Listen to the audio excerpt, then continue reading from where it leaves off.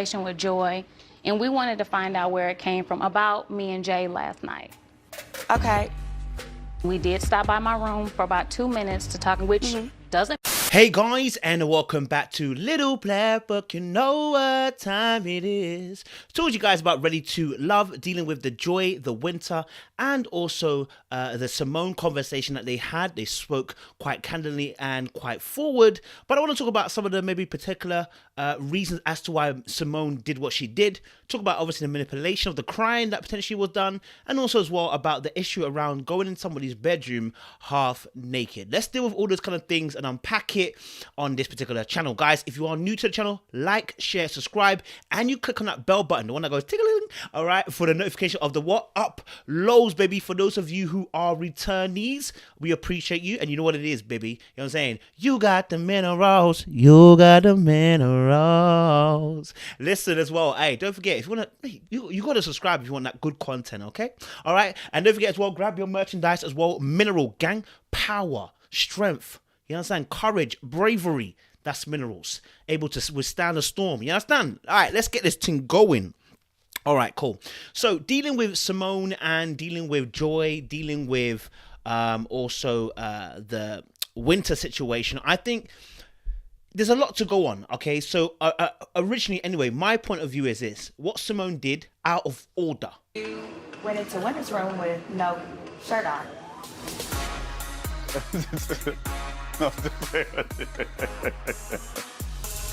We haven't had a... And actually what she did is actually she cancelled herself from a lot of guys, because guys do not like that behavior. Irrespective of what you felt about Jay, what you felt about whether he was right or wrong, you going to tittle tattle the way that you went to tittle and tattle causes friction amongst men. We don't like that behavior. So that already is going to cancel you from Jay. That's going to cancel you with other guys too, because once they hear it, they're not going to want to deal with you, because your loose lips, they sink ships. They sink ships, yeah? And so when she did that, I didn't agree with Simone's behavior, because the way she came across, that for me was some level of deeper issues going on. This wasn't about helping Joy. This wasn't about, trying to ask Jay a genuine question. You were outing him, okay, to Joy, right? Because you were hurt. If I want to break it down as to why Simone did what she didn't know how to handle the fact that she wasn't the only one. She didn't have to handle the fact that Jay was looking at and talking to other women. She couldn't handle the fact that it wasn't her that he was chasing after. All right. And that stems from childhood, not feeling special, not feeling wanted, not feeling desired, as she said about her dad. Okay. So that came from a place of jealousy, pure breed jealousy. Me is very envious of Joy and Wynter because they so dainty and cute and pretty and soft. Of course a guy would want those things. And that jealousy, instead of her being able to sit with herself and say, hey, actually, this jealousy, I understand it, I feel it, and it's okay to have this feeling, but if I act upon the emotion right now, I'm going to cause myself distress and another person distress. What she did is act on the emotion. And so that's where her issue was. That's why the Bible says, listen, that it's okay to be angry, right? Just don't let that anger lead you to sin. When you allow that anger to dictate your energy, dictate your actions, you're oftentimes going to lead into sin. Why? Because the anger of man doesn't lead to righteousness, right? Meaning it doesn't lead to right doing. Okay. And so the same with jealousy, like we all feel it, like we feel jealousy, right? But at that point, many of us control our jealousy and say, okay, look, that's how I felt, but that doesn't necessarily mean that's what it is. And so when we're looking at obviously Simone talking with the girls, what I found interesting in their conversation is the fact that it's the behavior of Simone, very, very defensive at the very beginning. When Wynter confronted her with Joy, and I can understand, two girls approaching you and you feel like they are dainty and faint and beautiful and classy and all the things that you feel like are the ones that are getting the boys, you feel a certain type of way. Now, I want you to pay attention, because actually this is a behavior that we often learn how to beat, or I should say learn how to overcome in our childhood, right? When you see someone else who is getting girls or getting guys and you try to compare them and say, okay, what have they got that I haven't got? As you get older, you start to realize preference widen and change, and you're not going for the same type of people. the same people are not going after you. And so what happened here is going back, putting yourself back into your childhood and then reacting off it as to why you told Jay and Joy when they were sitting down. And then when now Wynter and Joy approached, by the way, obviously I come to you as a woman, all right, didn't actually together, and Simone came over and she told me that Jay had gone to Wynter's room half naked after the pool. Oh, that tea is getting good. And I'm like, were you expecting a reaction? start there. There was gossiping before this point, right? So very much like how people are stressing about Adriana being the creating war by going to Rashid, Edwin, and Simone originally. Actually, Joy kind of done the same thing here, because Wynter didn't know at all. It wasn't the session. It was a session of tea dropping, and Joy dropped the tea there for Wynter to find out first time. So if we're all talking about, we're all girls here, da. I don't know. Did Joy let Wynter know before then? You know what I'm saying? Like, obviously, maybe it's for TV, so because because obviously that was a tea dropping moment. And now, not only that, again, because this behavior has been told as tea in the group, it's gonna get around. Anthony, as you hear, is gonna hear that. KG's gonna hear that, and what's gonna happen? Canceling, because at the end of the day, no guy wants to have a girl that's going to be talking that loud. But here's a caveat in that. Isn't it interesting the way that people are reacting to the way that Brian went into Alicia's room, okay, but didn't want to stay and end up in Alex's room? But we want to skip the fact that regardless of whether it was 2 minutes, 3 minutes, 1 minute, the fact that Jay was in Wynter's room, door closed, half naked. Room half naked after the pool. Oh, that tea is getting good. 3 minutes, and that was it. And so for her to come and do that, like, Naked. And the reason why this is an issue, and the reason why Wynter's having an issue with Simone and what she said, is because we all look at it the same way. Why is there a guy in your room half naked? I've said this already. You're saying about Simone insinuated. Yes, she implied, like, she can't deny that. She implied something was wrong when she saw that Jay was in your room, Wynter, half naked, right? And I'm sorry, she doesn't need to imply. All of us hearing this information, like the same way, isn't it funny that KJ Smooth confronted Brian for going into the room of Alicia, right? You went to Alicia's room last night? I did. You ain't looking good right now, my G. For entering her room and then obviously not wanting to stay, whatever, and not coming back, right? And then entering into Alex's room, right? It sounds like he's hopping and stuff, right? Because that's how it sounds. When you tell me that you were in another woman's room, yeah, half naked, and bear in mind, I said this last time, I said there was no reason to take the conversation from the pool to the bedroom and be half naked. There was time to get a t-shirt on and then go into the room.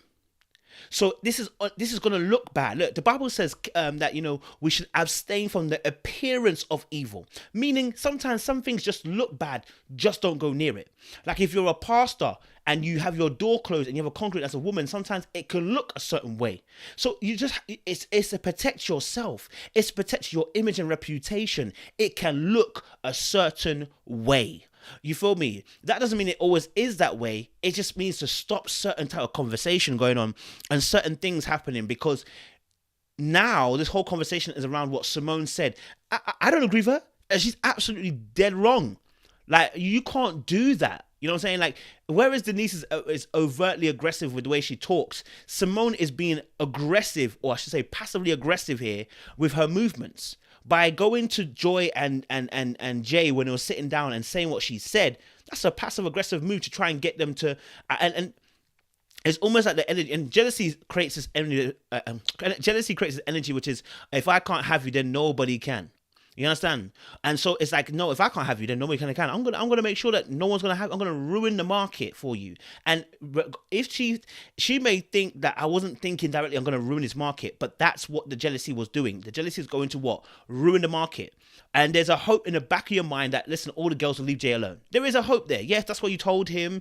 That's why you said what you said. That's why you implied it, okay, at the time. Now, do I think she was trying to get Wynter to look bad? Of course not. Wynter wasn't even in her mind. Wynter was just a pawn in her mind. Unfortunately, Simone, at the point in time, and I shouldn't even say unfortunately because it's the truth, you operated in your jealousy and you nuked a woman, and then you also wanted to get Jay to look bad in front of Joy, and that would cancel them all. It's like, if I can't have you, nobody can. You understand? But discussing even that as well, I think, again, talking about this fact that, appearances, even when they ask KG, if you went into a room, what would you say to a woman if she invited you to a room? That's the point I'm trying to make here. And Wynter, at the point when she's talking to Simone, is saying, Okay. We did stop by my room for about 2 minutes to talk, which doesn't matter like how long or what we did. But I understand, like, you were upset about that, or it does kind of matter if you did something. It does matter, Wynter, if you did something. But I understand you didn't do anything. You were just having a conversation. Again, appearance. Because now it looks like, oh, your name is running around. No, but sis, it's because you got caught. You see, the same way you sat there, listened to the tea about Brian, is now how your tea came out. You shouldn't even just be annoyed at Simone. You should be annoyed at Joy. Because if that's the first time you've heard it, then your information that came out about you was actually tea that Joy released. Not even Simone. Simone's not the only one that should get the box in here. Joy has to get the box in too, because she unloaded that information in tea form. Now, even if Simone hasn't come to you, absolutely right, Wynter. So Simone hasn't come to you to tell you that she said this thing. But at the end of the day, who told everybody else? It's Joy. Was it not Joy who told everybody else? The only people that would have known about this is Joy, and Simone. No one else would have known about this, right? Unless one of them talks. Yeah, Joy's not said it in front of the whole group as T. You're looking bad not because of Simone. You're looking bad because Joy done told your T, blood. Yeah, and now you're looking bad. I mean, is Brian looking bad because he told? No, Brian's looking bad because Alicia came and told it as T. So now we've got a whole situation where you're looking at Simone, and I'm looking at you like, don't look at Simone alone. You need to look past Simone and look at Joy too. Because you're out here releasing your business. Yeah? She didn't come one-on-one and just go straight to Simone. I'm just saying. I mean, that's an added part of the conversation. I like Joy. I think she's mature. I think she's an amazing woman. I think she's great. I think that, she's a beautiful woman to look at. But I just have to, when things go wrong, you have to say what it is. You know what I'm saying? Like, you have to say what it is. I thought we were good. We are. Okay. I don't have an issue with you, and I don't have an issue with you. And then Simone's reaction is really defensive. This is what I'm telling you about the little kid. Simone's reaction is really defensive. Really defensive. It's like, we are. Right? And there was even a little finger point, because she was resting her hand. We are. And I was like, but sis, you got to take this bullet right now, because I know you feel slighted. I know you feel like people are coming to you left and right, but you got to take this bullet, because you done said it. This is a consequence of what you did. You now have to take it. Like, they're even being nice. They could have come with you in a different way. Do you know what I'm saying? And I know she felt like her wall was backwards against the wall, and that caused the fight or flight reaction. So at that point, you're gonna see the energy in Simone's face, very stern. She's now. This is her strength. This is where she puts up this wall that I'm strong, right? Because in the workplace, this is what you do, right? And so you can hear in the way that she responds to Wynter, because Wynter was trying to come smooth. I ain't gonna lie to you. Wynter was trying to come calmly and try to be real and try to get into the emotion of things, and Simone was just not having it, right, at first, because she was unboxing to her that she felt hurt by the Jay situation, etc. And I think what was happening to Simone here is that she's used to having power. She's used to having the power to do something. In a sense of, we call this agency, which is that you want to have the power to change things. And so when now she didn't have the power to change Jay's behavior or change what happened to Jay, the fact that Jay went and chilled half naked with Wynter and it wasn't her, all of a sudden her agency's lost. Her ability to change a scenario is lost. And now this is a response. And so you see this, it goes... I didn't. It was just a very insecure moment because this is new for me. I'm used to being chased. I'm used to being, the one that's coveted. And so either way, I think... When you're used to being coveted and chased, then that means whatever behavior comes out next is that you're throwing your toys at the pram. So no, we have to hold Simone accountable, just like I hold Denise and everybody else. Simone's behavior is out of order. Yeah, because you threw your toys out the pram. Now, for guys looking at this, that is an immature response for a lot of us. And we're going to be like, do I need that? First of all, loose lips sink ships. And now, you're being a kid throwing the toys at the pram. So when things don't go your way, this is how you're going to behave. And that's how guys are going to look at it, right? And so, we know she gave us a soft side, and I appreciate that. But I want to hold her true. And again, just because someone explains how they feel doesn't mean that I'm going to feel okay. And I respect the fact that Wynter went on to say, I don't feel good about it. Now you've actually explained it. I really don't feel good about it because you've represented me in a certain way only because of the fact that you felt a certain type of way. You felt like you were being, not being chased, not being wanted. So you've basically ruined my reputation and name in some sense, quote a sense. I still think it's Joy, in some sense.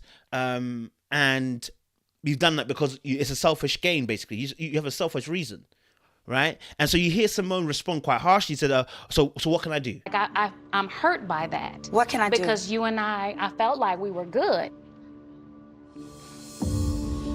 I live to empower, to uplift. Because what's happened here is that Simone is going to get the blame.